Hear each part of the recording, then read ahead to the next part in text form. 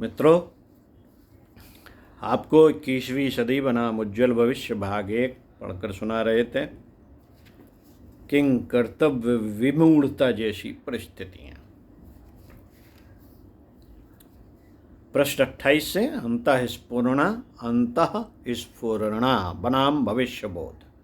आज भविष्य का बोध हमारे अंतर जगत से हो रहा है। आइए सुनते हैं।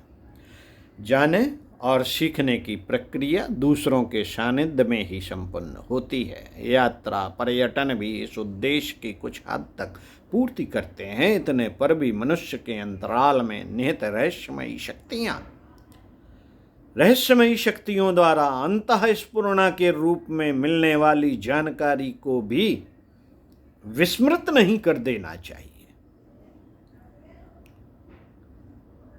इनका कोई प्रत्यक्ष आधार न दिखते हुए भी इसमें उतनी ही सच्चाई है जितनी दिन के आरंभ और अंत में क्रमशः सूर्य के उदयांचल से निकलने और अस्तांचल में छिपने में है। आरंभ काल में अग्नि का आविष्कार इसी अंतःस्फुरणा की देन थी, जिसे यह स्फुरणा हुई थी। उसने घर्षण का प्रयोग किया और अग्नि खोज ली। सूत कातना और उससे कपड़े बनाना, इतना ज्ञान मानव को आरंभ से अंतः स्फुरणा द्वारा ही हुआ होगा। भाषा, लिपि, उच्चारण, यहाँ तक कि अभिज्ञात की असाधारण एवं अभूतपूर्व समझी जाने वाली अगणित शाखाओं, खोजों, आविष्कारों का श्री गणेश इसी आधार पर संभव हुआ है। एक बार सुयोग बन जाने के बाद तो उस खोज में सुधार परिवर्तन कर सकना संभव हो जाता है, पर जहाँ कोई प्रत्यक्ष आधार ही न हो वहाँ इस प्रकार की अनायास सूझ को व्यक्ति अथवा शक्ति की रहस्यमयी उपलब्धि ही माना जा सकता है। साथियों, इल्हाम अपौरुषेय शब्दों द्वारा धर्म ग्रंथों के श्रुति खंड को ऐसी ही उपलब्धि के रूप में अभिव्यक्त किया गया है और कहा गया है कि यह मन शक्ति संपन्न व्यक्ति के माध्यम से मन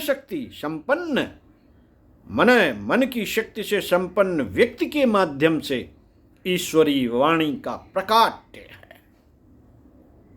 ये कहा गया है। इस प्रक्रिया में चाहे वे पैगंबर हो, देवदूत हो अथवा अतीन्द्रिय क्षमता संपन्न मनीषी, उन्हें व्यक्ति न मानकर एक प्रचंड विचार प्रवाह का प्रतीक माना गया। वह उनके माध्यम से भविष्य में क्या कुछ संपन्न होने वाला है, इसकी अभिव्यक्ति की गई। हर धर्म समुदाय में ऐसे इल्हाम रहस्यमयी अंतःस्फुरणा के रूप में देखे समझे जा सकते हैं। भविष्य ज्ञान, प्रोफेसी, पूर्वाभास इसी श्रेणी में सम्मिलित माने जाते हैं। उसके कथित रूप में घटित होने पर मान लिया जाता है कि निराधार नहीं है। जब घटित हो जाए तब मानता है आदमी।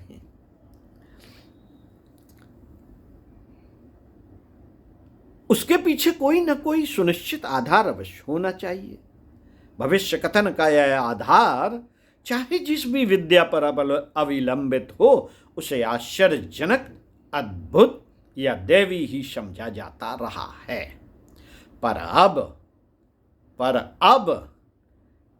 अब वैज्ञानिक भी इस बात को स्वीकारने लगे हैं कि वर्तमान के अध्ययन द्वारा भविष्य के बारे में बहुत कुछ बताया जा रहा है। इस संबंध में भविष्य विज्ञान फ्यूचरलॉजी की एक पृथक शाखा का भी विकास हो चुका है। इसे भविष्यवाणी तंत्र का एक अंग माना जाए तो कोई अतियुक्त ना होगी।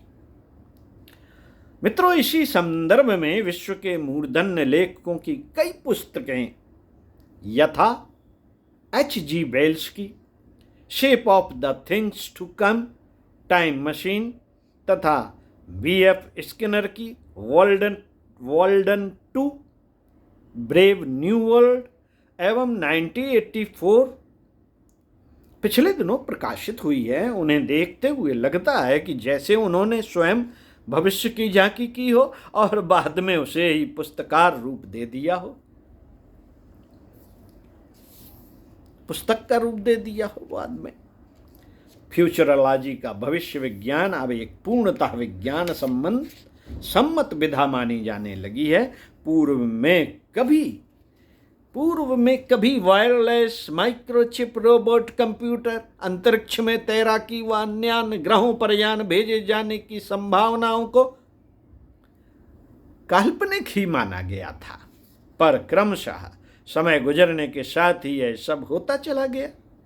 जिन जिन विद्वानों ने कंप्यूटर के आंकड़ों का आधार बनाकर भविष्य के संबंध में लिखा है, वे यही कहते हैं कि आज का चिंतन निर्धारण भविष्य में सही निकले तो कोई आश्चर्य नहीं किया जाना चाहिए। इसका कारण बताते हुए मनीषी कहते हैं कि प्रवाह सदा एक सा नहीं रहता, उसमें समय समय पर उतार चढ़ाव आते रहते हैं।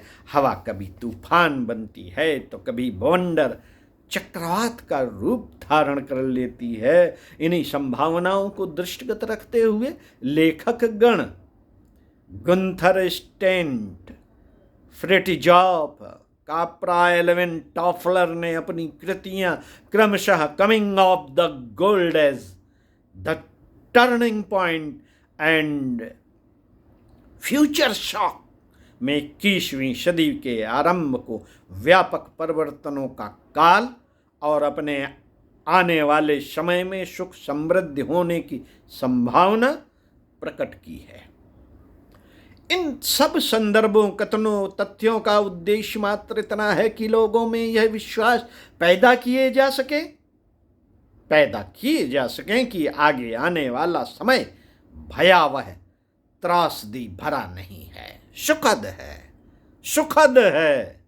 21वीं सदी वैसी नहीं होगी जैसी वर्तमान संकट भरी परिस्थितियों को देखकर अंदाज लगाया जाता है। इस आशावाद का मूल आधार है मानवीय विभूति अंतःस्फुरणा, पूर्वानुमान लगा पाने की दिव्य सामर्थ्य जिसे कोई भी मनुष्य अपने अंदर जगा सकता है। आज जो भी कुछ भविष्य के संबंध में उज्जवल संभावनाएं व्यक्त करते हुए कहा जा रहा है, उसकी जड़ें भी वहीं विद्यमान है। परोक्ष जगत में चल रही हलचलें व व्यापक स्तर पर किए जा रहे प्रयास, पुरुषार्थ जो प्रत्यक्ष भले ही दृष्टिगोचर न हो, उनकी परिणति निश्चित ही सुखद